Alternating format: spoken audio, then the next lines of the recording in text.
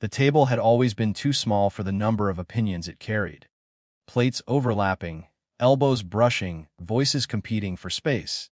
Weekend dinner meant familiarity disguised as comfort. The same roast, the same jokes, the same quiet accounting of who had become something and who had not. I took my usual seat near the end, close enough to be included, far enough to be ignored. My mother liked to keep me in sight when she talked. She had a way of turning me into a reference point, a comparison that sharpened whatever story she was telling about someone else. "Your cousin finally bought a place," she said, cutting into the meat with unnecessary force. "Stable job. Good head on his shoulders?" Someone nodded.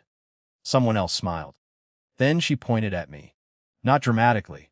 Casually, like she was indicating a salt shaker. "And then there's you," she said. "A freeloader." It wasn't the word that hurt. It was how easily it landed, how ready the room was for it. Laughter rippled around the table, soft, polite, relieved laughter. The kind people use to stay aligned with whoever holds the center. I felt my face heat, then settle. I kept chewing.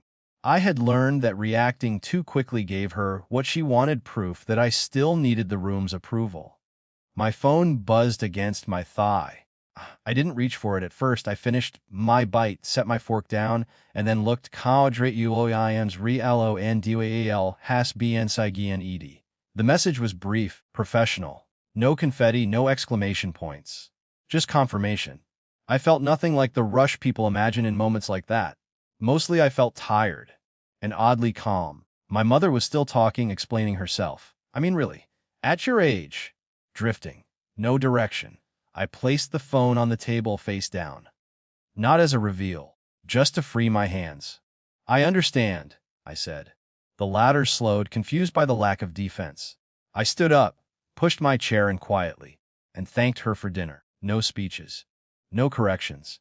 Behind me, someone asked if everything was okay. I didn't answer. I put on my jacket.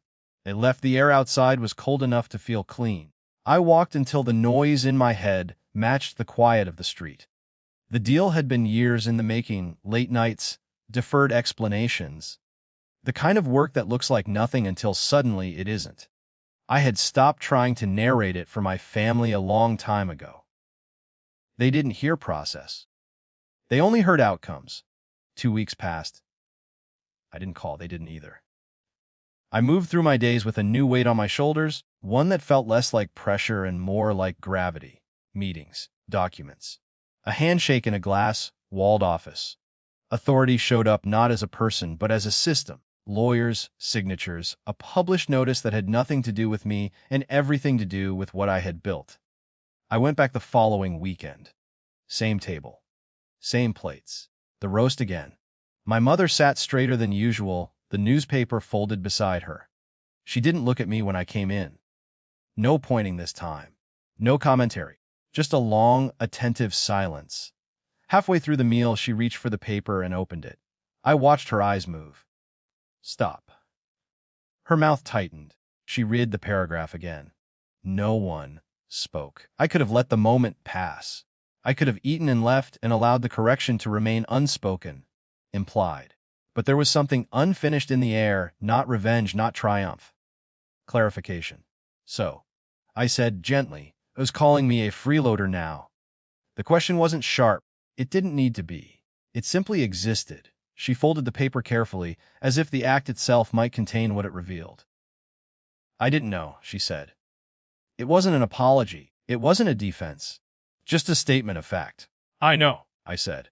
Around us, the room felt different. Smaller. The laughter didn't return. No one congratulated me. No one asked questions. The shift had already happened, and it didn't require applause. Dinner ended early. When I stood to leave this time, my mother looked up. "You could have told us," she said. I paused. You could have asked. Outside, the air was cold again. Clean again, I walked away without feeling the need to look back, aware of what had changed and what hadn't. Dignity isn't loud when it returns. It doesn't demand witnesses. It just settles where it was always meant to be, leaving the room quieter than before.